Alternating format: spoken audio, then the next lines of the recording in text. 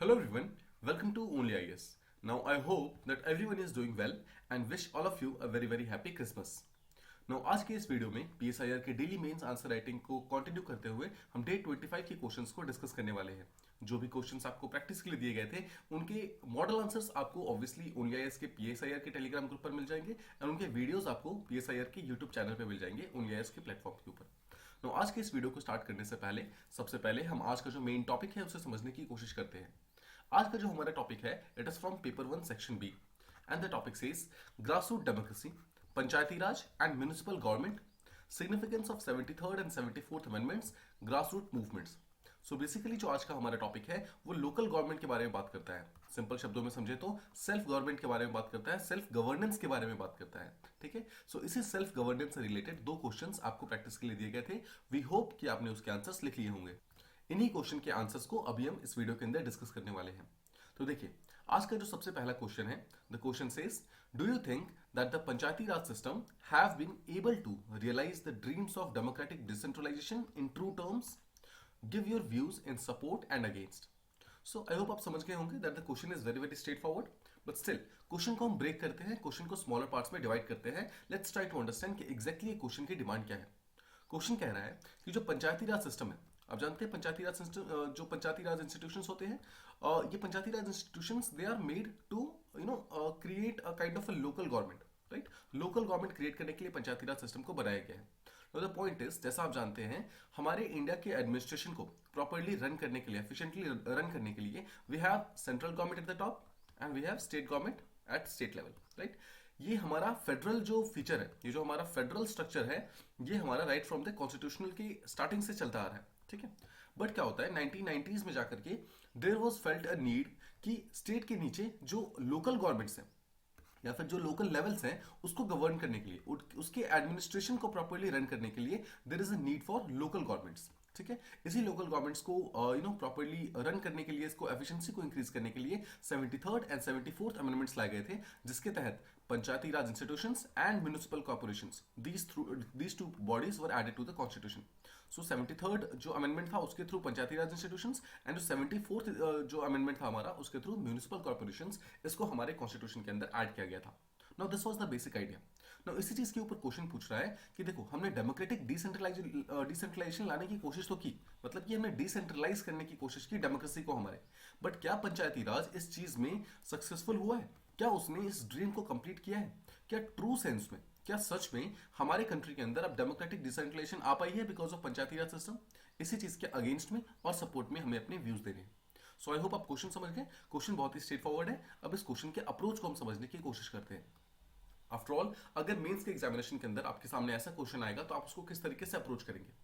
First things first, आप जानते हैं कि इंट्रोडक्शन को लिखना होता है। सो इंट्रोडक्शन के अंदर आप अपने क्वेश्चन को स्टार्ट कैसे करेंगे? तो देखो, इस पर्टिकुलर क्वेश्चन के अंदर सबसे पहले तो कीवर्ड को ढूंढने की कोशिश करो कि एग्जैक्टली कीवर्ड क्या है। अगर आप कीवर्ड ढूंढोगे तो more than half of the work is done.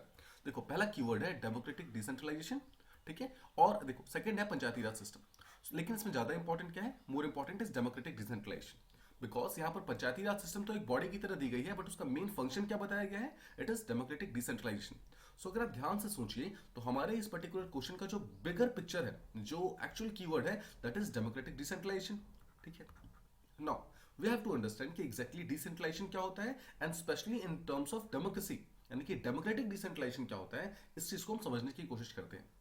First things first, decentralisation को समझने से पहले ये समझो कि सेंट्रलाइजेशन क्या होता है। सेंट्रलाइजेशन क्या होता है? देखो, सेंट्रलाइजेशन जो वर्ड है वो सेंट्रल वर्ड से मिलकर बना है, सेंट्रल वर्ड से मिलकर बना है। सेंट्रल का मतलब है सिंपल वर्ड में जहां पर पावर एक सिंगल सेंटर के अंदर कंसंट्रेटेड है। सेंट्रलाइजेशन का सीधा सा मतलब क्या होगा? जहां पर पावर जो है वो एक किसी बॉडी के अंदर या एक पर्सन के अंदर, ठीक है, किसी भी तरीके से कंसंट्रेटेड है, उसे हम कहेंगे सेंट्रलाइज्ड पावर। ठीक है, सो सेंट्रलाइज्ड पावर का मतलब क्या हो गया? अगर भारत में सिर्फ और सिर्फ सेंट्रल गवर्नमेंट होती, only and only central government होती और वो सारे के सारे डिसीजंस खुद से लेती, जैसे कि चाइना में होता है। चाइना में there is a single party at the top, ठीक है, नो स्टेट पार्टी, और स्टेट पार्टी है भी तो उसकी जो कोई भी पावर जो है वो सेंट्रल गवर्नमेंट के सामने कुछ नहीं है, तो उसे हम कह सकते हैं सेंट्रलाइज्ड गवर्नमेंट। बट भारत के अंदर सेंट्रलाइज्ड गवर्नमेंट नहीं है, बिकॉज आप जानते हैं सेंटर के नीचे स्टेट्स आते हैं और स्टेट के नीचे हम जानते हैं कि लोकल गवर्नमेंट्स भी आते हैं। ठीक है। Now this is the kind of division of power. तो जब भी पावर डिवाइड हो जाता है, जब भी पावर सेंट्रल पावर से हट करके अलग अलग स्फीयर्स में डिवाइड होना स्टार्ट हो जाता है, उसे हम कहते हैं डिसेंट्रलाइजेशन। ठीक है, मगर पावर का डिसेंट्रलाइज होने का मतलब है सेंट्रलाइजेशन के टेक्निक से हट जाना। मतलब सेंट्रलाइजेशन का जो कंसेप्ट है उससे हट करके पावर का डिवाइड हो जाना स्मॉलर बॉडीज के अंदर या फिर लोअर बॉडीज के अंदर, उसे कहते हैं डिसेंट्रलाइजेशन। इसी चीज को प्रूव करना है कि पंचायती राज सिस्टम और डेमोक्रेटिक डिसेंट्रलाइजेशन दोनों के बीच में एक लिंक क्रिएट करना है हमें सबसे पहले। तो देखो, सबसे पहले आपको अपनी इंट्रोडक्शन के अंदर डेमोक्रेटिक डिसेंट्रलाइजेशन को कंसेप्ट को क्लियर करना है। आपको बताना है कि एग्जैक्टली डेमोक्रेटिक डिसेंट्रलाइजेशन क्या होता है। तो सबसे पहले तो आप ये बताएंगे कि पावर जो है it is not concentrated just in the central government, rather it is divided among states plus among local governments. पहली चीज तो डिसेंट्रलाइजेशन का मतलब ये हो गया। अब अगर आप ध्यान से सोचो तो क्या हम ये कह सकते हैं कि सेंट्रल गवर्नमेंट जो है हमारा, सेंट्रल गवर्नमेंट वो हमारा कोर है, राइट, कोर है। और जितने भी स्टेट गवर्नमेंट्स हैं, जितने भी लोकल गवर्नमेंट्स हैं, ये सब के सब सब्सिडरीज हैं। क्या हम ये कह सकते हैं सब्सिडरीज हैं? बिकॉज अभी भी जितने सेंट्रल डिसीजंस लेने होते हैं, जो की डिसीजंस लेने होते हैं, they are taken by the core only, है ना, they are taken by the central government. And rest of the जो डिसीजंस लेने होते हैं, जो कि स्टेट लेवल पे लेने हैं, जो कि लोकल गवर्नमेंट के लेवल पे लेने हैं, those are taken by state and local governments. तो क्या हम ये कह सकते हैं this particular democratic decentralisation can also be called as principle of subsidiarity. ठीक है, principle of subsidiarity. Alright, now तो ये जो प्रिंसिपल ऑफ सब्सिडारिटी है, इसका सीधा सा मतलब ये है कि एक पर्टिकुलर लेवल पर जो चीज करनी चाहिए उसको उसी लेवल पे करना चाहिए। फॉर एग्जाम्पल मान लेते हैं कि एक स्ट्रक्चर है, इंडिया का स्ट्रक्चर मान लो कि ये टॉप मोस्ट लेवल है, यानी कि सेंट्रल गवर्नमेंट का लेवल है, ये स्टेट गवर्नमेंट का लेवल है और ये लोकल गवर्नमेंट का लेवल है। ठीक है, मान लेते हैं ऐसा चीज है। तो ये बोला, देखो प्रिंसिपल ऑफ सब्सिडारिटी ये कहता है कि जो चीजें लोकल गवर्नमेंट पे चाहिए ना, जो स्टेप्स लोकल गवर्नमेंट पे लेने चाहिए उसको आपको यहीं पे लेने पड़ेंगे। अगर जो स्टेप्स की नीड्स लोकल गवर्नमेंट पे है, उस स्टेप को अगर आप स्टेट गवर्नमेंट पे लोगे, मतलब स्टेट के लेवल पे लोगे, तो वो चीज सही नहीं होगी। उसका जो मतलब इम्पैक्ट आएगा लोकल गवर्नमेंट पे, वो बिल्कुल सही से नहीं आएगा। सिंपल शब्दों में, जो काम जहां पर करना है उसको वहीं पर करो, जो डिसीजन जिसके द्वारा लेने चाहिए उनको उसी को लेने दो। मतलब कि जो लोकल गवर्नमेंट की नीड्स है उसके डिसीजन सेंट्रल गवर्नमेंट अगर लेगी तो that won't be good. Similarly जो नीड स्टेट गवर्नमेंट की है उसकी डिसीजन अगर सेंट्रल गवर्नमेंट लेगी तो भी बिल्कुल सही नहीं होगा। तो इस तरीके से प्रिंसिपल ऑफ सब्सिडायरिटी का सीधा सा मतलब ये है कि एक पर्टिकुलर काम जो जिस लेवल पे करना चाहिए उसी लेवल पे उसको करने दो, और जिसके पास वो पावर से वो पर्टिकुलर डिसीजन लेने की, वो डिसीजन उन्हीं को लेने दो, किसी और को डिसीजन लेने की जरूरत नहीं है, या फिर किसी और को डिसीजन लेना सही नहीं होगा। ठीक है, सो आई होप आप समझ गए कि डेमोक्रेटिक डिसेंट्रलाइजेशन को जो प्रिंसिपल ऑफ सब्सिडियरिटी है उसके साथ किस तरीके से लिंक किया जा सकता है। नो, इंट्रोडक्शन तो हो गया क्लियर हमारा कि एग्जैक्टली किस तरीके से आप डेमोक्रेटिक डिसेंट्रलाइजेशन को पहली चीज तो डिफाइन करेंगे और उसको प्रिंसिपल ऑफ सब्सिडियरिटी के साथ कनेक्ट कर देंगे, जिसके थ्रू क्या होगा, हमारा काइंड ऑफ एक बॉडी का जो मेन हमारे क्वेश्चन का जो मेन चीज है वो यहाँ पे रेडी हो गया कि हमने एग्जामिनर को ये समझा दिया, हमने इवैल्यूएटर को ये समझा दिया कि मुझे प्रिंसिपल ऑफ सब्सिडियरिटी भी पता है और मुझे डेमोक्रेटिक डिसेंट्रलाइजेशन भी पता है। राइट, अब देखो, अब हम आते हैं क्वेश्चन के मेन डिमांड के ऊपर। क्वेश्चन का मेन डिमांड क्या था? क्वेश्चन का मेन डिमांड था कि क्या 73rd एंड 74th इंस्टीट्यूशंस ने जो अमेंडमेंट है, क्या उन्होंने हमारे जो डेमोक्रेटिक डिसेंट्रलाइजेशन है उसको स्ट्रेंथन किया है, क्या उसको स्ट्रेंथन किया है या फिर नहीं किया है? तो देखो, 73rd एंड 74th अमेंडमेंट को लाने का मकसद ही ये था, उसका मेन एम ही ये था कि डेमोक्रेटिक डिसेंट्रलाइजेशन को स्ट्रेंथन कर सके। तो सबसे पहले बॉडी के पहले पार्ट में हम ये बताएंगे कि किस तरीके से उसने स्ट्रेंथ करने की कोशिश की है। मतलब after all 73rd and 74th constitution amendment act का एम क्या है, इसके एस्पिरेशंस क्या क्या है, मतलब इसके ड्रीम क्या है इस पर्टिकुलर अमेंडमेंट के, कि किस तरीके से वो डेमोक्रेटिक डिसेंट्रलाइजेशन लाने की कोशिश कर रहा है। तो क्या हम पहला पॉइंट ये बोल सकते हैं कि जो 73rd एंड 74th अमेंडमेंट है, मतलब सिंपल शब्दों में समझे तो 73rd means Panchayati Raj institutions and 74th means municipal corporations. तो क्या हम ये कह सकते हैं कि ये दोनों साथ में मिलकर भारत के अंदर एक डायरेक्ट डेमोक्रेसी को लाना चाहते हैं? Direct democracy, now direct democracy का मतलब आई होप आपको पता होगा, ये चीज बहुत ही बेसिक है, but just for the sake of understanding, direct का मतलब होता है जब पीपल खुद अपनी पावर को यूज करते हैं। ठीक है, मतलब डेमोक्रेसी में देखो, डेमोक्रेसी की अगर आप बात करोगे तो डेमोक्रेसी में अल्टीमेट पावर किसके पास होती है? लोगों के पास होती है, पीपल के पास होती है। बट अगर आप अभी हमारे इंडिया की डेमोक्रेसी की बात करोगे तो इंडिया कौन से टाइप की डेमोक्रेसी को फॉलो करता है? इनडायरेक्ट टाइप की डेमोक्रेसी। कैसे? बिकॉज पीपल यहाँ पर डायरेक्टली अपनी पावर को यूज नहीं करते हैं, रादर पीपल पहले अपनी रिप्रेजेंटेटिव को चूज करते हैं और वो रिप्रेजेंटेटिव उनके पावर को यूज करते हैं। राइट, ये हमारा एमपीज एंड एमएलएस का जो कंसेप्ट है, ये हमारे रिप्रेजेंटेटिव्स होते हैं। एमपीज एमएलएस ये हमारे रिप्रेजेंटेटिव्स है। तो सिंपल शब्दों में समझें, पावर तो पीपल के पास है बट इसको यूज कोई और कर रहा है। तो इसका मतलब है this is called as indirect form of democracy. इसको हम currently central and state level पे यूज करते हैं, लेकिन जो हमारा लोकल गवर्नमेंट है वहां पर हमने डायरेक्ट डेमोक्रेसी बनाने की कोशिश की है। सिंपल शब्दों में यहां पर जो लोग हैं, जो पीपल है, they will themselves use the power. ठीक है, यूज द पावर।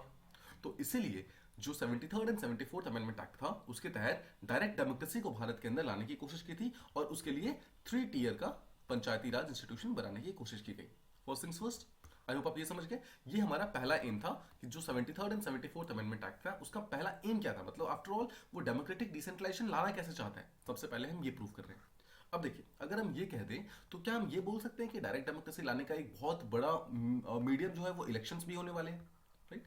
पंचायत के जो इलेक्शंस होते हैं, म्यूनिसिपल के जो इलेक्शंस होते हैं, राइट। अभी रिसेंटली जो एमसीडी के इलेक्शंस दिल्ली के अंदर खत्म हुए हैं, वो क्या था, वो भी एक टाइप का 74th अमेंडमेंट एक्ट के तहत ही तो वो पर्टिकुलर इलेक्शंस हुए हैं। सो इलेक्शंस क्या है एक्चुअली, क्या हम ये कह सकते हैं कि इलेक्शंस हमारे डेमोक्रेसी को स्ट्रेंथन करने का एक बहुत ही इंपॉर्टेंट पिलर है, राइट। बिकॉज इलेक्शंस के थ्रू ही तो हम अपनी इनडायरेक्ट डेमोक्रेसी को प्रॉपरली फॉलो कर पाते हैं, है ना। देखिए, डायरेक्ट डेमोक्रेसी का एक ऑप्शन तो मिल रहा है हमारे पास, लेकिन इनडायरेक्ट डेमोक्रेसी को यूज करने के लिए हमारे पास भी एक मेथड है, दैट इज इलेक्शंस। तो उस इलेक्शन को स्ट्रेंथन करना भी तो पंचायती राज का उतना ही इंपॉर्टेंट रोल होना चाहिए, राइट। तो ये भी एक बहुत ही इंपॉर्टेंट रोल है जिसके तहत हमारी जो पंचायती राज इंस्टीट्यूशन है, जो हमारे 73rd and 74th amendment acts हैं, वो एक्चुअली भारत के अंदर डेमोक्रेटिक डिसेंट्रलाइजेशन लाना चाहते हैं, राइट। और अगर आप ध्यान से सोचो तो क्या हम ये समझ सकते हैं कि इस इलेक्शन को करवाने के लिए हमारे संविधान ने या फिर 73rd अमेंडमेंट एक्ट ने एक प्रॉपर बॉडी बना रखी है। कौन सी? State election commission. तो क्या स्टेट इलेक्शन कमीशन का मेन काम यही नहीं है कि उनको रेगुलर और पीरियोडिक इलेक्शंस करवाने हैं, फेयर एंड इम्पार्शियल इलेक्शन करवाने हैं, बिल्कुल लोकल गवर्नमेंट के लेवल पे, पंचायती राज के लेवल पे, म्यूनिसिपल कॉर्पोरेशन के लेवल पे, राइट। यही तो एक्चुअल वो काम है जिसके लिए स्टेट इलेक्शन कमीशन को बनाया गया है। तो क्या आप समझ पा रहे हैं? पहली चीज तो इलेक्शन करवाना और उस इलेक्शन को इंश्योर करने के लिए एक प्रॉपर बॉडी बनाना, ये दोनों ही चीजें 73rd and 74th amendment act के द्वारा की गई है। थर्ड चीज देखो, अब मान लो इलेक्शंस भी हो गए, डायरेक्ट डेमोक्रेसी भी आ गई, बट यहां पर हमें एक चीज और जो इंश्योर करना है, दैट इज इंक्लूसिवनेस। इंक्लूसिवनेस का मतलब क्या होता है? सीधे शब्दों में समझें तो सोसाइटी का हर एक मेंबर, सोसाइटी का हर एक वर्ग, सोसाइटी का हर एक पार्ट इस पर्टिकुलर दोनों ही चीजों को प्रॉपर्ली उसको यूज करना चाहिए। मतलब उसके पास इतने राइट्स होने चाहिए कि उस इलेक्शन के अंदर भी पार्टिसिपेट कर सके और वो डायरेक्ट डेमोक्रेसी के थ्रू इलेक्शन के अंदर कंटेस्ट भी कर सके, राइट। ये दोनों चीजें होनी चाहिए। इसके लिए इंक्लूसिवनेस की जरूरत है, मतलब कि सोसाइटी में किसी भी तरीके का डिवीजन नहीं होगा।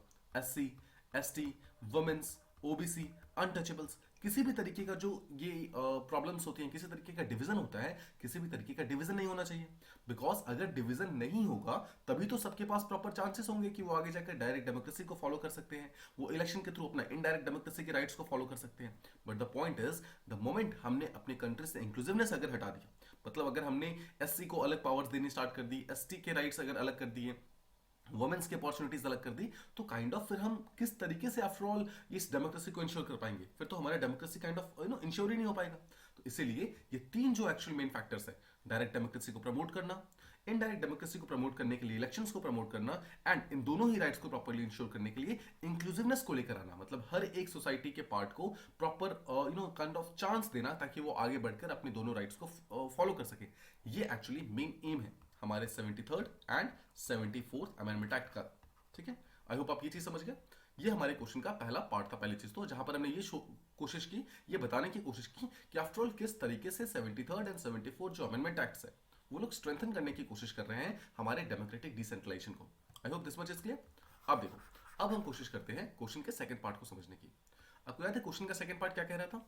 The second part of the question side कि हमें एनालाइज करना है, हमें डिस्कस करना है कि जो 73rd and 74th amendment acts हैं उनके काइंड ऑफ उनके अचीवमेंट्स क्या हुए हैं, ठीक है, और उनके फेलियर्स क्या हुए हैं। हमें ये चीज देखना था। आई होप आपको याद होगा। द क्वेश्चन सेड ना कि give your views in support and against, तो इनडायरेक्टली यही तो बोल रहा है कि हमें उसके अचीवमेंट्स बताने हैं एंड हमें उसके फेलियर्स बताने हैं। After all 73rd and 74th amendment acts जो है उसके अचीवमेंट्स क्या कह रहे हैं एंड उसके फेलियर्स क्या कह रहे हैं, राइट। तो देखिए, अब हम यहाँ पर सबसे पहले कोशिश करते हैं अचीवमेंट्स बताने की। अचीवमेंट से हम क्या करेंगे, हम एक पॉजिटिव नोट पे स्टार्ट कर पाएंगे कि एग्जैक्टली अचीवमेंट्स क्या क्या है जो हमारा 73rd and 74th amendment act है। तो देखो, सबसे पहली चीज तो यही है कि डेमोक्रेटिक डिसेंट्रलाइजेशन करने के लिए एक इंस्टीट्यूशन रेडी हो गया। मतलब इससे पहले तो कुछ था ही नहीं, इससे पहले तो कोई चांस ही नहीं था हमारे पास।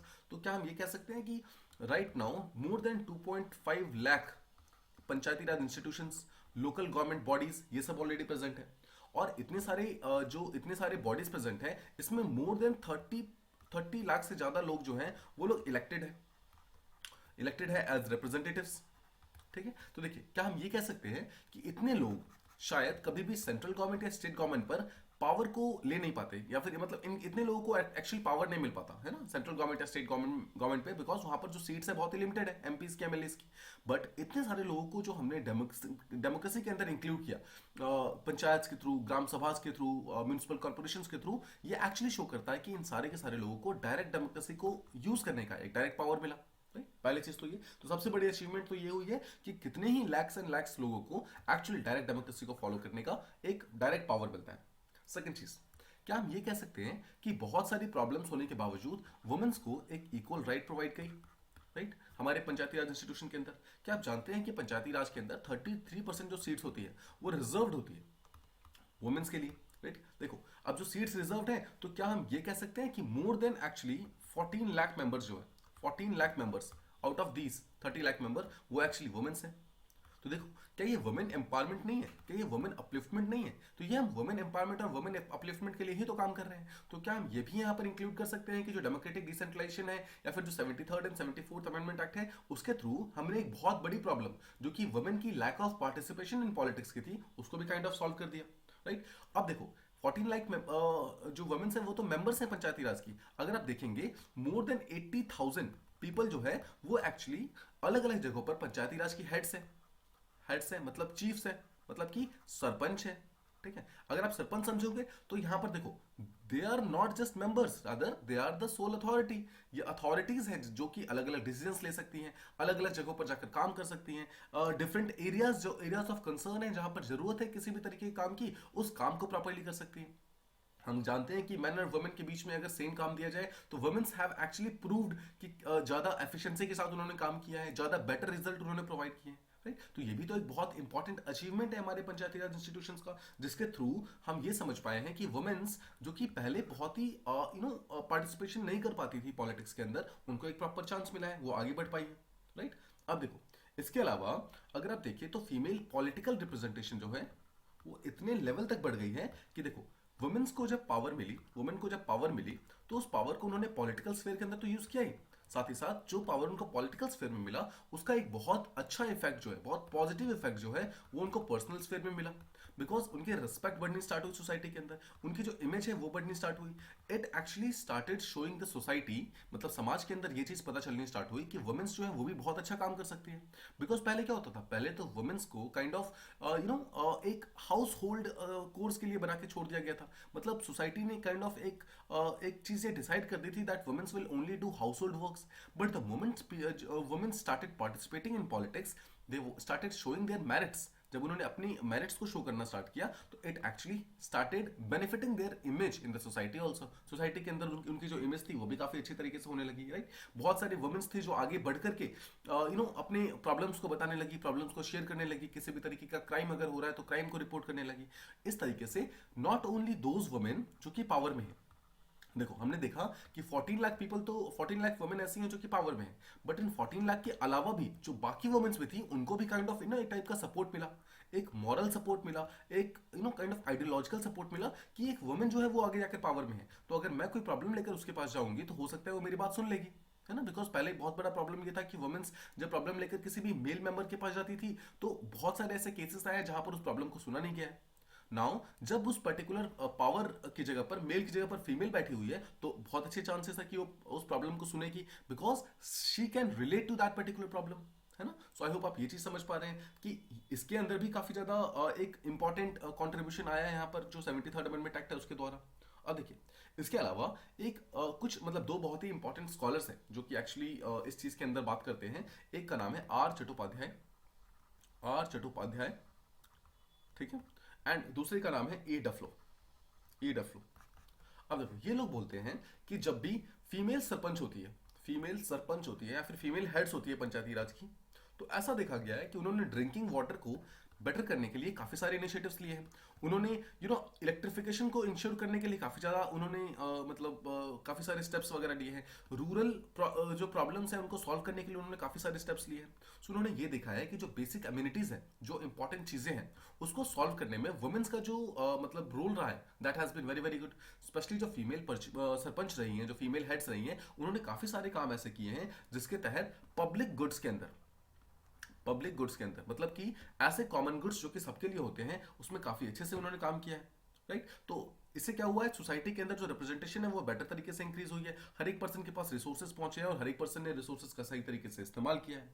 तो ये शो करता है कि जो 73rd and 74th amendment act रहे हैं, वो लोग एक्चुअली काफी हद तक सक्सेसफुल रहे हैं, काफी अचीवमेंट रही है उनकी, बिकॉज उन्होंने बहुत अच्छे तरीके से काइंड ऑफ हम कह सकते हैं वुमेन्स को, मार्जिनलाइज सेक्शंस को, वीक सेक्शन को, वल्नरेबल सेक्शन को, मार्जिनलाइज सेक्शन को, इन सबको अपलिफ्ट करने में काफी काफी सारा काम किया है। जिसके थ्रू जो ऐसे सेक्शन ऑफ द सोसाइटी थे जो कि पहले अपने आप को रिप्रेजेंट नहीं कर पाते थे पॉलिटिक्स के अंदर, उन्होंने भी अपने आप को पॉलिटिक्स में रिप्रेजेंट करना स्टार्ट किया है। राइट, सो आई होप आप समझ पा रहे हैं कि एग्जैक्टली किस तरीके से हम अपने आंसर को अप्रोच करने की कोशिश कर रहे हैं। अब देखो, जो हमने अचीवमेंट्स बता दिया, अब हम क्या करेंगे, अब हम बताएंगे कि एग्जैक्टली फेलियर्स क्या रहे हैं।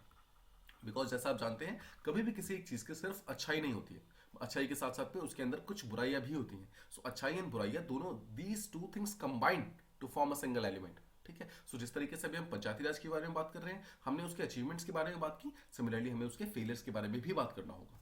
सबसे बड़ी फेलियर ये है कि इसके पावर्स जो है, मतलब पंचायती राज के पावर जो है वो डिफाइंड नहीं है। Powers are not defined. देखो, इससे कारण क्या होता है, एग्जैक्टली क्या क्या पावर्स पंचायती राज के अंदर आ रहे हैं वो चीज प्रॉपर्ली क्लियर नहीं है। और क्लैरिटी ना होने के कारण क्या है, एक प्रॉपर स्फीयर में कभी काम हो ही नहीं पाता है। जैसे कि फॉर एग्जांपल अगर आप एजुकेशन की बात करें, सो एजुकेशन अभी भी स्टेट गवर्नमेंट के अंदर आती है। राइट, एजुकेशन का जो बहुत सारी चीजें ऐसी हैं जो कि एक्चुअली लोकल गवर्नमेंट को सपोर्ट करनी चाहिए, जैसे कि प्राइमरी स्कूल्स हैं, राइट, प्री प्राइमरी स्कूल्स हैं, इन सबको लोकल गवर्नमेंट को सपोर्ट करना चाहिए, लोकल गवर्नमेंट को इसको इंश्योर करना चाहिए, लेकिन अभी तक पावर्स इनको प्रोवाइड नहीं की गई। सिमिलरली अगर आप हेल्थ के बारे में बात करेंगे, हेल्थ भी अभी काइंड ऑफ स्टेट गवर्नमेंट के अंदर आता है, लेकिन इसको भी लोकल गवर्नमेंट को इंश्योर करना चाहिए। राइट, सिमिलरली अगर आप सैनिटेशन की, वाटर ड्रिंकिंग वाटर, इन सब चीजों की बात करेंगे तो ये सब भी लोकल गवर्नमेंट के अंदर आना चाहिए, बिकॉज ये सब जो प्रॉब्लम्स हैं they can be tackled only at the lowest level. देखो, सिंपल एग्जांपल अगर लें, मान लो देखो दिस इज इंडिया, तो इंडिया का जितना भी सैनिटेशन का प्रॉब्लम है, सैनिटेशन, उसको सेंट्रल गवर्नमेंट साफ नहीं कर सकती। सेंट्रल गवर्नमेंट ऑब्वियसली उसके ऊपर लॉ बना सकती है, स्वच्छ भारत मिशन टाइप के अभियान स्टार्ट कर सकती है, बट सेंट्रल गवर्नमेंट ये सब साफ नहीं करवा सकती है। इन सबको साफ करवाने के लिए you have to go at a specific place, वहां के लोकल गवर्नमेंट से आपको बात करनी पड़ेगी, लोकल गवर्नमेंट को आपको पावर्स देने पड़ेंगे, पावर्स इंश्योर करने पड़ेंगे, एंड ओनली देन वो पर्टिकुलर लोकल गवर्नमेंट अगर सही से काम करे तो इस पर्टिकुलर एरिया को प्रॉपर्ली क्लीन किया जा सकता है। सिमिलरली कहीं भी किसी भी एरिया को अगर आपको प्रॉपर्ली सैनिटाइज करना है, सैनिटेशन इंश्योर करना है, क्लीन करना है, तो उसके लिए वेरी इंपॉर्टेंट ये चीज है कि लोकल गवर्नमेंट को वहां पे पावर ये चीज प्रोवाइड की जाए कि वो लोग जाकर अपने पावर्स को प्रॉपर्ली यूज करें और इस चीज को इंश्योर करें कि जो सैनिटेशन का प्रॉब्लम है वो उनके यहाँ पे ना हो। ठीक है, तो क्या आप समझ पा रहे हैं? तो पहली प्रॉब्लम क्या है? फर्स्ट प्रॉब्लम यह है कि पावर्स जो है लोकल गवर्नमेंट के पास वो प्रॉपर्ली डिफाइन नहीं है, और पावर्स डिफाइन नहीं होने के कारण काफी सारी क्लैरिटी नहीं है कि एग्जैक्टली हमारे पास कौन कौन से पावर है। तो उसके कारण ऑल्दो जो हमारी 73rd and 74th amendment act है, वो उन लोगों ने काफी सारे फीचर्स तो प्रोवाइड किए हैं पंचायती राज को, म्युनिसिपल कॉर्पोरेशन को, बट एक्चुअल पावर ना होने के कारण एक वो वाली जो क्लैरिटी होनी चाहिए ना कि हम इस स्फीयर में काम कर सकते हैं, वो वाली क्लैरिटी नहीं आ पा रही। फर्स्ट थिंग्स फर्स्ट, ठीक है। सेकंड चीज, अगर हम अथॉरिटी की बात करें, अगर हम फंक्शंस की बात करें, ठीक है, अथॉरिटी एंड फंक्शंस की भी प्रॉपर क्लैरिटी नहीं है, प्रॉपर डेवोल्यूशन नहीं, मतलब एग्जैक्टली ये नहीं पता है कि कौन कौन सी चीजें स्टेट गवर्नमेंट के अंदर आ रही है, कौन कौन सी चीजें पंचायती राज इंस्टीट्यूशन के अंदर आ रही है। देखो, इस 73rd 74th अमेंडमेंट एक्ट को 1990s के अंदर लाया गया था, बट तब से अभी तक more than 30 years have pass, but still ये क्लैरिटी अभी तक आई नहीं है। क्लैरिटी ना आने के कारण अभी भी बहुत सारे ऐसे फंक्शन है जहां पे स्टेट गवर्नमेंट सोचती है कि लोकल गवर्नमेंट संभालेगा, बट लोकल गवर्नमेंट कुछ कर नहीं पाती है बिकॉज दे थिंक कि ये पावर स्टेट गवर्नमेंट के अंदर आती है, राइट। तो ये नॉन क्लैरिटी के कारण काफी सारे एरियाज में जो सैनिटेशन का प्रॉब्लम है, हेल्थ का प्रॉब्लम है, एजुकेशन का प्रॉब्लम है, वो सॉल्व ही नहीं हो पा रहा है, बिकॉज एग्जैक्टली यही नहीं पता है कि इसको सॉल्व आउट करने के लिए अथॉरिटी कौन है, राइट, किसके फंक्शंस के अंदर ये पर्टिकुलर काम आ रहा है, ये एक बहुत बड़ी प्रॉब्लम है। इसके अलावा एक और फेलियर अगर आप देखोगे तो वो है फाइनेंसेस का। देखो, फाइनेंसेस में ऐसा नहीं है कि लोकल गवर्नमेंट को पैसे मिलते नहीं, ऐसा नहीं है कि लोकल गवर्नमेंट के पास पैसों की कमी है, रादर इनके पास एक स्ट्रॉन्ग सोर्स ऑफ फाइनेंस नहीं है, strong source of finance. Simple शब्दों में समझे तो बजटरी प्रोविजन के अंदर इनको अलग से पैसा नहीं प्रोवाइड किया जाता है। बजट के अंदर जो उनको पैसा मिलना चाहिए वो पैसा इनको प्रोवाइड नहीं किया जाता है। होता क्या है, देखो इनको बोला गया है कि आप लोकल टैक्सेस लगाओ, लोकल टैक्स लगाओ और उससे पैसा लो। फिर बोला गया है कि अगर स्टेट गवर्नमेंट आपको कोई पैसा देगी तो आप उस पैसे को लेकर यूज करो, सेंट्रल गवर्नमेंट कोई पैसा देगी तो आप सेंट्रल गवर्नमेंट के पैसे को लेकर यूज करो। मतलब सिंपल शब्दों में अगर आप समझो तो लोकल गवर्नमेंट जो है वो पैसे के लिए डिपेंडेंट है या तो लोकल टैक्सेस के ऊपर, या फिर स्टेट गवर्नमेंट के ऊपर, या फिर सेंट्रल गवर्नमेंट के ऊपर, या फिर अगर कभी फाइनेंस कमीशन यानी कि स्टेट फाइनेंस कमीशन अगर ये बोल दे कि स्टेट गवर्नमेंट को पैसा देना पड़ेगा लोकल गवर्नमेंट को, तो उससे पैसा मिल जाएगा। बट लोकल गवर्नमेंट के पास यहां पर कोई एक प्रॉपर बजटरी प्रोविजन नहीं है कि हर साल जब बजट पास होता है तो देखो अगर बजट पास होता है तो बजट में क्या होता है, हर एक सेंट्रल गवर्नमेंट के लिए, ठीक है, स्टेट में कितना पैसा जाएगा, इन सब चीजों के लिए प्रॉपर एक फाइनेंस कमीशन बनाया गया है। राइट, जैसे आप जानते हो 15 फाइनेंस कमीशन अभी रिसेंटली है, उसने बोला कि 41% पैसा जो है वो स्टेट के पास जाएगा। तो इस तरीके से जो एक प्रॉपर प्रोविजन है ना, वो प्रोविजन अभी इसके लिए मतलब सही से लागू नहीं हो पा रहा है, जो लोकल गवर्नमेंट है उसके लागू नहीं हो पा रहा है। तो ये लोग काइंड ऑफ डिपेंडेंट है उन पैसों के ऊपर जो पैसे इनको मिलते हैं अलग अलग सोर्सेज से। ये भी एक बहुत बड़ी प्रॉब्लम है। राइट, फोर्थ चीज वही है जो कि ऊपर चल रहा था कि एक्टिविटी मैपिंग नहीं हुई है। एक्टिविटी मैपिंग नहीं हुई है। एक्टिविटी मैपिंग का सीधा सा मतलब ये है कि एग्जैक्टली डिफाइन नहीं है कि कौन कौन सी एक्टिविटीज पंचायती राज इंस्टीट्यूशन के पावर्स के अंदर आती है, कौन कौन से फंक्शन जो है इसके पावर्स के अंदर आते हैं, ये चीज प्रॉपर्ली डिफाइन नहीं है। ठीक है, इसके अलावा हम ये कह सकते हैं कि जो इसकी लॉ मेकिंग बॉडी होती है पंचायती राज इंस्टीट्यूशन की द्वारा ग्राम सभा, राइट, ग्राम सभा उसकी लॉ मेकिंग बॉडी होती है, लेकिन ग्राम सभा जो होती है उसके पास प्रॉपर पावर्स एंड फंक्शंस ये भी डिफाइंड नहीं है। मतलब कि सिंपल शब्दों में हमने 73rd अमेंडमेंट एक्ट को बनाया तो है, हमने पंचायती राज इंस्टीट्यूशन को लेकर तो आए हैं, लेकिन इसके बावजूद इसके पावर्स एंड फंक्शंस को हमने प्रॉपर्ली डिवाइड नहीं किया है, हमने पावर्स एंड फंक्शन के ऊपर प्रॉपर काम नहीं किया। अगर हम इन सब चीजों को प्रॉपर्ली सॉल्व आउट कर सकते हैं तब जाकर हमारा जो 73rd and 74th amendment act है वो शायद पूरी तरीके से सक्सेसफुल हो पाएगा। इसके अलावा आप एक और फेलियर ये कह सकते हैं कि पंचायत अगर सही काम ना करे, ठीक है, तो इसके डिसोल्यूशन के लिए मतलब इसको हटाने के लिए कोई भी प्रोविजन ही मतलब प्रेजेंट नहीं है, कोई भी ग्राउंड्स ही प्रेजेंट नहीं है। तो इन सब चीजों के कारण हम कह सकते हैं कि 73rd और 74th अमेंडमेंट एक्ट जो है वो अभी तक इनकम्प्लीट है। मतलब अभी हमारे पास एक प्रॉपर कॉम्प्रिहेंसिव आइडिया नहीं है कि एग्जैक्टली ये चीज जो है कितनी अच्छी तरीके से बेनिफिट करेंगे, कितनी अच्छी तरीके से अभी वो बेनिफिट नहीं कर पा रहे हैं। इन सब चीजों का हमें एग्जैक्टली कोई आइडिया नहीं है अभी तक। ठीक है, अब देखो फिर जब आप ये सब बता दोगे, जो आप अचीवमेंट बता दोगे, जो आप फेलियर्स बता दोगे, now you have to tell कि एग्जैक्टली सजेशंस क्या हो सकते हैं। तो आप यहाँ पर वे फॉरवर्ड दे सकते हैं।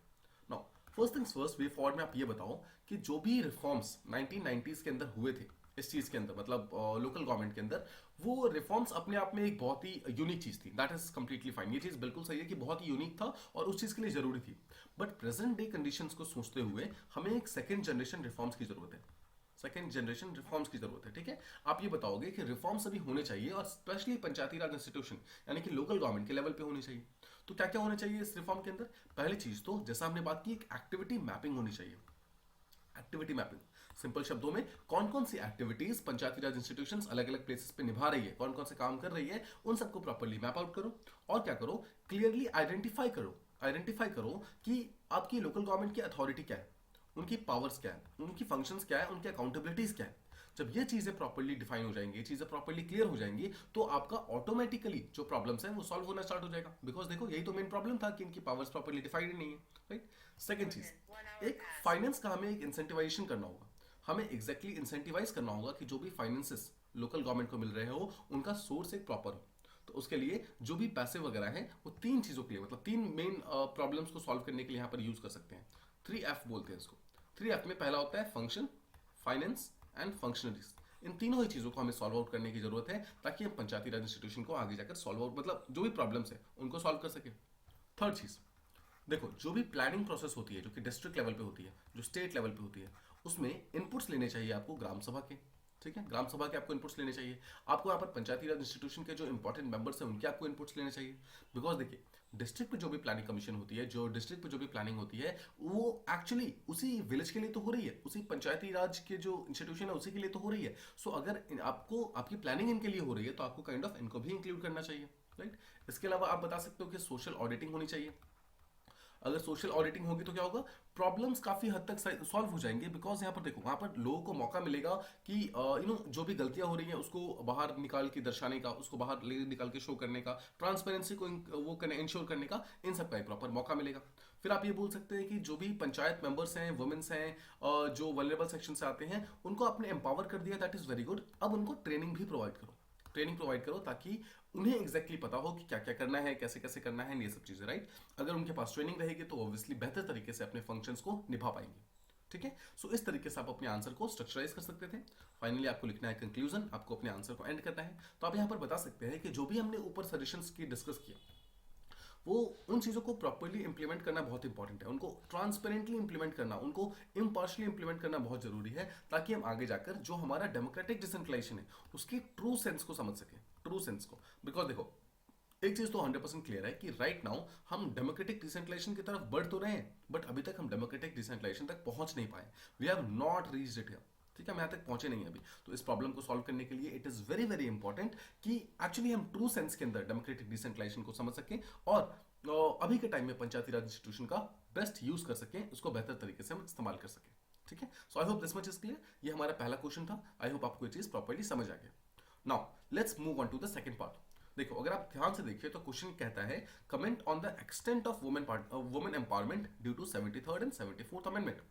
क्वेश्चन क्या कहता है कि जो 73rd एंड 74th अमेंडमेंट हुआ है उसके तहत वुमेन एम्पावरमेंट कितनी हुई है।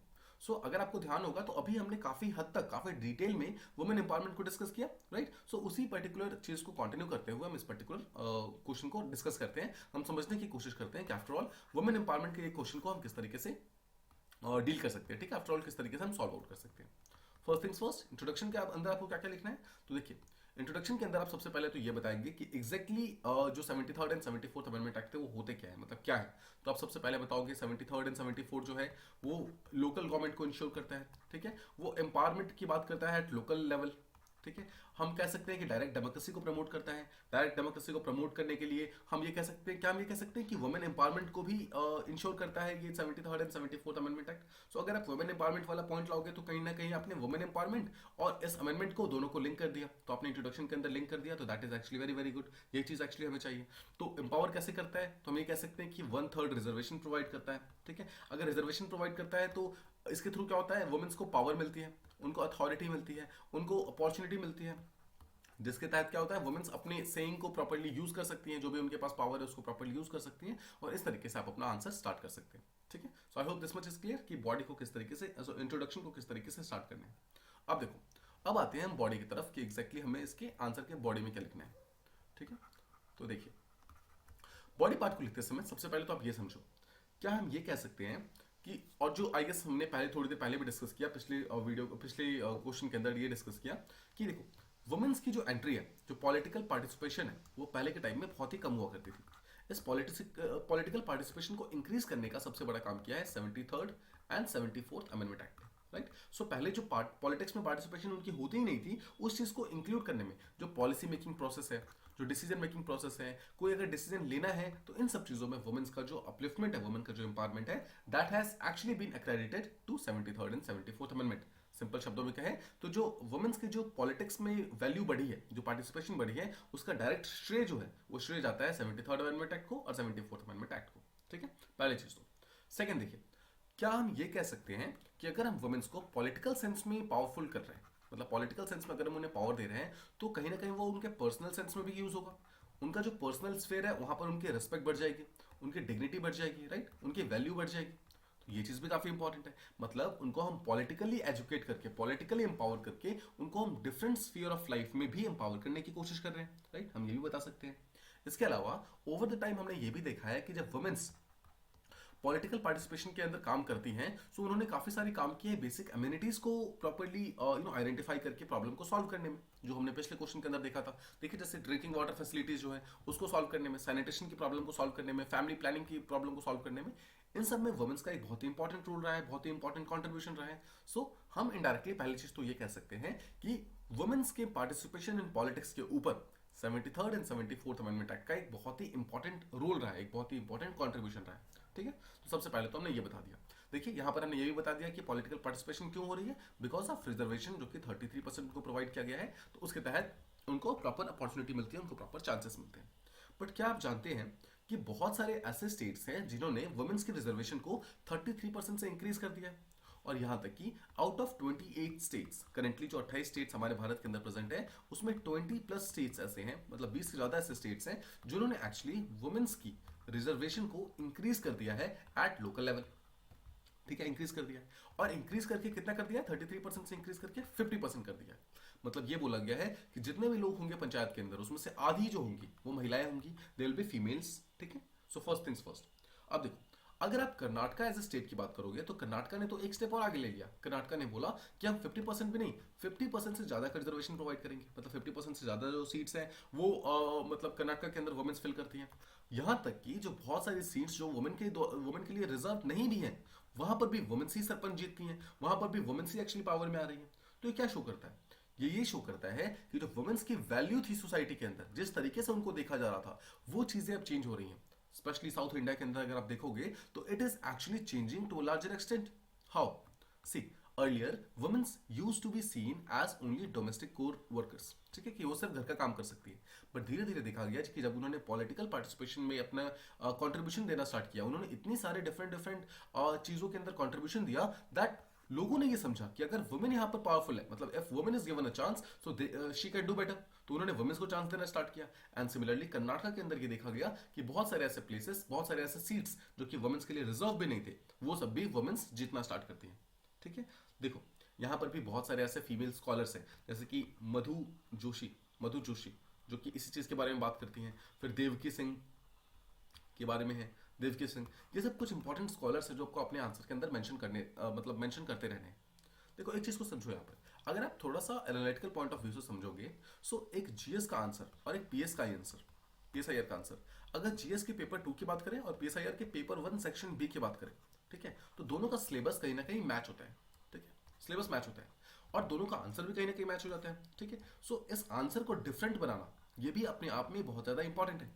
बिकॉज एक जीएस का आंसर और पीएसआईआर का answer they should not be the same. अगर आप जीएस के आंसर को पीएसआईआर के आंसर की तरह लिख दोगे और पीएसआईआर के आंसर को जीएस के आंसर की तरह लिखोगे, सो जो आपका मेन एम है पीएसआईआर की पेपर को अलग करवाने का, पेपर 1 सेक्शन बी को इसके अंदर इंक्लूड करने का, वो सारा का सारा जो पर्पस है वही डिफीट हो जाएगा। ठीक है, so it is very important कि जो भी आप यहाँ पर आंसर्स लिखने वाले हैं पीएसआईआर के अंदर, स्पेशली पेपर 1 सेक्शन बी के अंदर, जहां पर आप Indian government and politics IGP के बारे में बात करेंगे, they should be totally different from what you right in GS. ठीक है, और उसको डिफरेंट बनाने का एक बहुत ही इंपॉर्टेंट रोल होता है स्कॉलर्स का। ठीक है, जीएस के अंदर आप ज्यादातर स्कॉलर्स को मेंशन नहीं करते हैं, बट पीएसआईआर के अंदर mentioning scholars specially in paper 1 section B, it is very very mandatory, it is very very advisable. अगर आप इस चीज को करते हैं तो आपका आंसर कुछ हद तक डेफिनेटली आंसर आपका इंक्लूड हो जाएगा, मतलब डिफरेंट हो जाएगा। और ऑब्वियसली इसके अलावा और भी बहुत सारे फैक्टर्स होते हैं जिसके थ्रू आप अपने आंसर को डिफरेंशिएट कर सकते हैं। Will keep discussing it with time, जैसे जैसे वो आते जाएगा, कोई फैक्टर्स ऐसे आएंगे, मैं आपको बताते जाऊंगा कि किस तरीके से आपको आंसर डिफरेंशिएट करना है। But the point is, I hope you are understanding कि किस तरीके से हम इस पर्टिकुलर आंसर को अप्रोच कर रहे हैं। ठीक है, सो आपको यहाँ पर देखो मधु जोशी, फिर ये देविका सिंह जो है, ऐसे स्कॉलर्स को आपको यहाँ पर इंक्लूड करना है। आपको बताना है कि दे से इनके अनुसार जो वुमेन्स हैं, they are the agents of change. Agents of change इसका मतलब क्या है? मतलब दे आर सच पीपल जिन्होंने सोसाइटी के अंदर चेंजेस लाने स्टार्ट किए हैं, जिन्होंने सोसाइटी के अंदर जो भी इनजस्टिस हो रहे थे, जो भी एट्रॉसिटीज हो रहे थे, उन सब के अगेंस्ट वॉइसेस उठाने स्टार्ट किए हैं। जो भी प्रॉब्लम्स वगैरह हो रही थी, जैसे कि डोमेस्टिक वायलेंस हो रहे हैं, ठीक है, फिर डाउरी से रिलेटेड प्रॉब्लम्स हो रही हैं, हरासमेंट्स हो रहे हैं, इन सब के अगेंस्ट में आवाज उठानी स्टार्ट की किसने? वुमेन्स ने। क्यों? Because womens now started getting into power. और जब वुमेन्स पावर में आ गई हैं, तो आई होप आपको याद होगा जो पिछले क्वेश्चन के अंदर हमने डिस्कस किया था कि देखो, अगर किसी वुमेन को किसी पर्सन के अगेंस्ट कंप्लेंट फाइल करनी है, सो अगर वो किसी मेल मेंबर के पास जाती है तो देयर आर फ्यू चांसेस। देखो ऐसा नहीं है कि हर एक मेल मेंबर उसकी बात नहीं सुनेगा, बट द पॉइंट इज अगर एक पर्सन भी बात नहीं सुनता है तो it creates a bad impression. But इसी वुमेन को अगर किसी वुमेन ऑफिसर के पास जाना है और तब जाकर अपनी कंप्लेंट्स करनी है, so it is very very good, मतलब ये अच्छे चांसेस हैं that this women will definitely इस बात को समझेंगी वो कि जो भी प्रॉब्लम्स इनको हो रही है उस प्रॉब्लम को सॉल्व करने की कोशिश करेंगी, बिकॉज वो उसको रिलेट कर सकती है, राइट।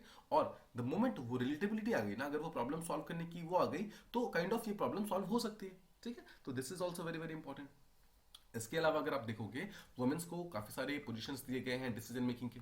ठीक है, इसके कारण क्या हुआ है, हमारा जो डेमोक्रेटिक बेस था डेमोक्रेसी का बेस था वो काफी ज्यादा वाइडन हो गया।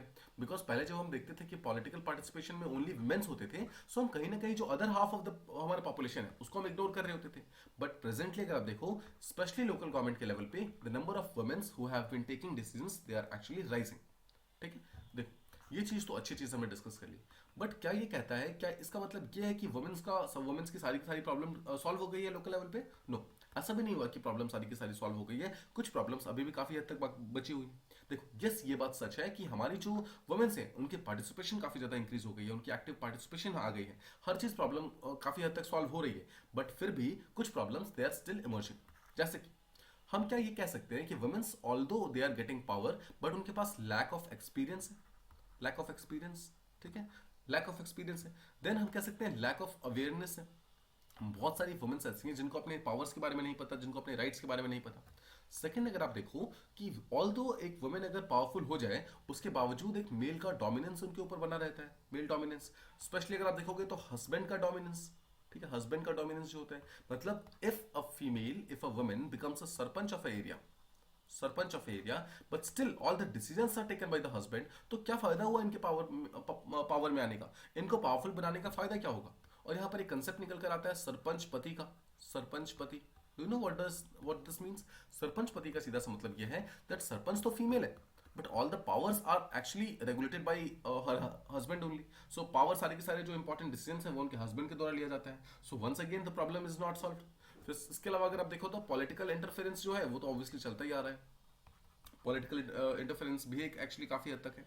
लेकिन अगर आप देखो, देखिए ऑल्दो ये सब प्रॉब्लम्स है, बट हमने पहले ये भी देखा कि काफी हद तक उनको पहले से काफी सिचुएशन चेंज हुई है। मतलब पहले अगर उनके पास बिल्कुल पावर्स नहीं थी तो एटलीस्ट अब पावर्स आई हैं। अब हमें ये इंश्योर करना होगा कि धीरे धीरे इस पावर के बेस को और ज्यादा इंक्रीज करना होगा, इसको और ज्यादा इंक्लूसिव बनाना होगा, ताकि जो भी वुमेन्स हैं जो कि पावर के अंदर है, उनको अपनी पावर को प्रॉपर्ली यूज करने का पहले तो प्रॉपर मौका मिले।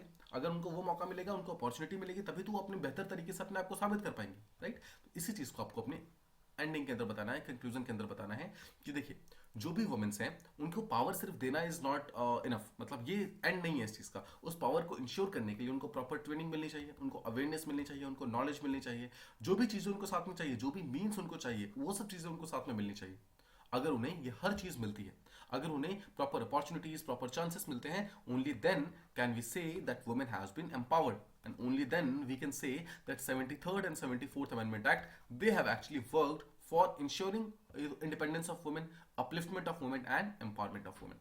ठीक है, सो इस तरीके से आप अपने आंसर को एंड कर सकते हैं। ठीक है, आई होप आपको ये दोनों ही क्वेश्चन प्रॉपर्ली समझ आ गए। These two questions have actually been one of the main pillars, ये एक पिलर्स रहे हैं जो कि यूपीएससी के क्वेश्चंस के अंदर पूछे जाते हैं। 73rd and 74th amendment act पहली चीज तो, एंड सेकंड वुमेन्स का जो एम्पावरमेंट का पॉइंट है, ये दोनों चीजें काफी ज्यादा इंपॉर्टेंट है। ये दोनों चीजें बहुत ही फ्रीक्वेंटली क्वेश्चंस पूछे जाते हैं। अगर आप पिछले 5 साल का भी प्रीवियस ईयर पेपर उठाकर देखेंगे, पीएसआईआर का प्रीवियस ईयर पेपर्स, तो आप पेपर 1 सेक्शन बी के पेपर्स को देखिएगा, क्वेश्चन को देखिएगा, यू विल फाइंड कि at least 2 to 3 question every single year, they are based either on Panchayati Raj institutions, 73rd amendment act, 74th amendment act और वुमेन पार्टिसिपेशन इन पॉलिटिक्स। ठीक है, these are the 4 topics, they are very very frequently repeated in the examination, so I would suggest you all कि आप इस particular question के ऊपर, ये जो टॉपिक है, इन टॉपिक के ऊपर आपको जितने भी क्वेश्चंस मिले, try to write them more frequently. ठीक है, इसके ऊपर लिखिए, try to bring in more variety in your answers. ठीक है, ट्राई टू ऐड डेटा, ठीक है, try to add analysis, try to add the name of the scholars. ठीक है, इन स्कॉलर्स को at least keep a few scholars name. देखो कुछ स्कॉलर्स के नेम डेफिनेटली आप हमेशा अपने पास रेडी रखने हैं, तो उसके लिए आप थोड़ा सा रिसर्च कर सकते हैं। Obviously you will also get all the scholars name. Obviously हमारे आंसर्स के अंदर आपको स्कॉलर्स के देखो 2 हमने बात की, मधु सिंह के बारे में, राइट, देविका सिंह के बारे में, मधु जोशी एंड देविका सिंह, हमने इनके बारे में बात की। So you got to know about these things. आप ऐसे ही कुछ और भी स्कॉलर्स के नेम वगैरह याद कर सकते हैं। ठीक है, आपको थोड़ी सी मेहनत करनी है, बट इसके थ्रू क्या होगा, आपका जो आंसर होगा जो आप मेंस के अंदर लिखेंगे, that would be actually very very good. ठीक है, सो आई होप आप समझ गए कि इस पर्टिकुलर दोनों ही आंसर्स को अप्रोच किस तरीके से करना था, किस तरीके से हम इन आंसर्स को लिख सकते थे, एंड आफ्टर ऑल क्या क्या चीजें इंपॉर्टेंट थी इस आंसर के अंदर। ठीक है, that's all from this particular video. Thank you so much for listening, see you in the next one.